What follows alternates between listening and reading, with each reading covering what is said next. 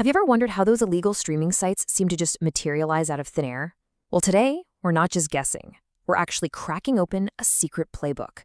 This is a step-by-step guide written by an anonymous operator that lays out the entire blueprint for how these massive digital pirate empires get built, how they make their money, and how they scale. Let's get into it. Yeah, it's a question you've probably asked yourself, right? The site you were using yesterday is suddenly gone, but then two new ones pop up to take its place. It turns out this isn't random at all. It's a calculated, high-volume business. And in this explainer, we are going to dissect the entire assembly line, from the very beginning to the very end. So our journey is going to follow the pirates' own playbook. First, we'll see how they go completely off the grid. Then we'll look at the website factory. Yeah, a factory. After that, it's all about climbing Google's ranks, cashing out profits without a trace, dodging takedowns, and finally, we're going to uncover the core philosophy that makes this whole risky thing actually work. All right, first up, going completely off the grid.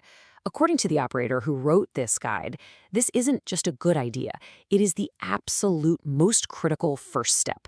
Before you even think about a domain name, total bulletproof anonymity is completely non-negotiable. And this quote right here, it just says it all, doesn't it? The mindset isn't, how do I hide if I get caught? It's, how do I build this thing so it's impossible to trace back to me from day one?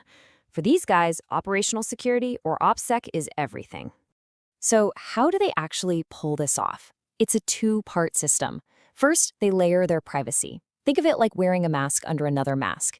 They run a primary VPN on their entire computer, and then another one just inside their web browser. But here's the real key. They pay for everything, domains, hosting, you name it, with crypto. And not just any crypto. It has to be bought without any know your customer checks, meaning no ID, no passport, no paper trail connecting their real name to a single dime. Okay, so once they're a ghost online, it's time to build. And that brings us to section 2, the website factory. And I use that term because, as we're about to see, these sites aren't crafted one by one. They are mass-produced on an almost unbelievable scale. The operator lays out two paths. You could use AI to code a custom site from the ground up. You get more control, but it's slow. The much preferred method, automated site generators. These are basically tools that can spit out a complete, fully stocked streaming site in a matter of minutes. It's all about speed and scale. And to really wrap your head around the scale, just look at the raw materials. Our operator says they buy around 50 domains every single month. This is the first big clue that these websites are viewed as completely and utterly disposable. And what do they do with all those domains? They launch up to 10 new sites a day. Just let that sink in. It's not a project. It's a production line, constantly pumping out new sites to replace the ones that are, inevitably going to get taken down. Okay, so you've got this fleet of anonymous sites popping up daily. Now what? You need eyeballs. Section 3 is all about gaming the system, specifically Google, with a very particular type of search engine optimization designed to hijack traffic from competitors. Again, you've got two philosophies. You could try to build a unique brand from scratch. That takes forever. The operator says, no way. The fast track is what they call copycat ranking.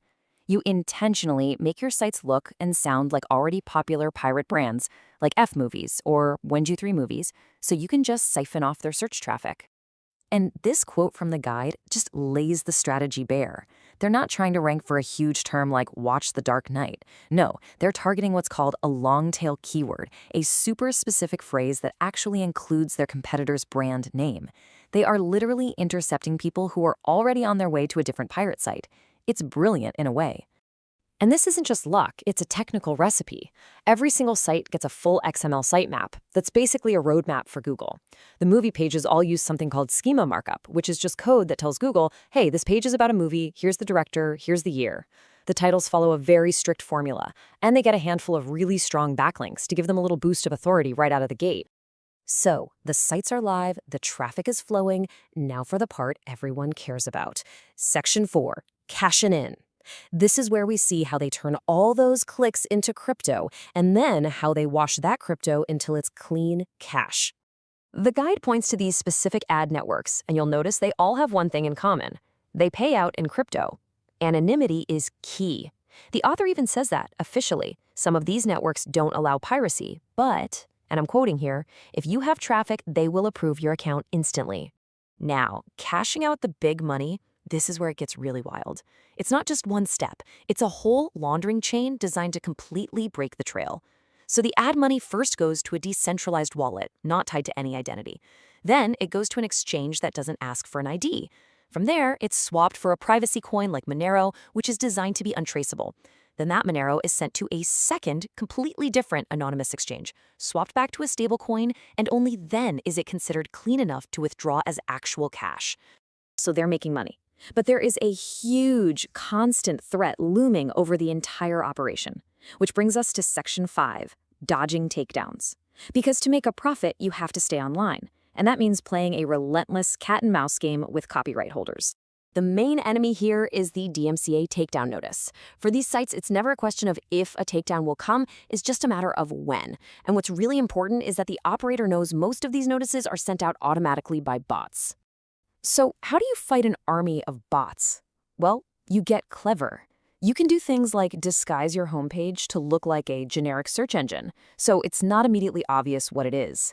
The operator also thinks the top dogs in this space have figured out how to just identify and block the DMCA bots altogether.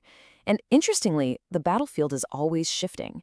Right now, the guide says Discord is seen as a safer place to operate than Telegram. And all of this, the anonymity, the factory, the SEO, the laundering, the dodging, it all comes together in our final section, the one that explains everything, the numbers game. This isn't just one more tactic. It's the core belief system that underpins this entire operation. Just look at the life cycle of one of these sites. The potential profit, it's pretty high.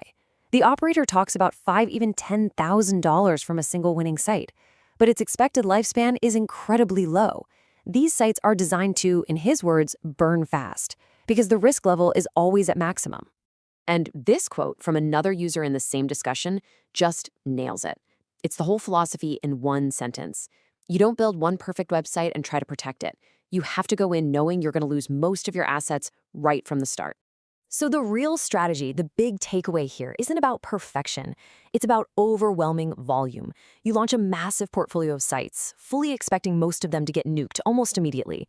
You just watch to see which few get lucky and survive that first wave. You monetize those survivors as hard and as fast as you can, and you just write the rest off as the cost of doing business. Failure isn't just an option, it's a line item on the budget. So what we have is this incredible playbook for generating profit through sheer volume and disposability. But it really leaves us with one massive question. In a game that's designed for sites to burn fast, who is actually winning in the long run?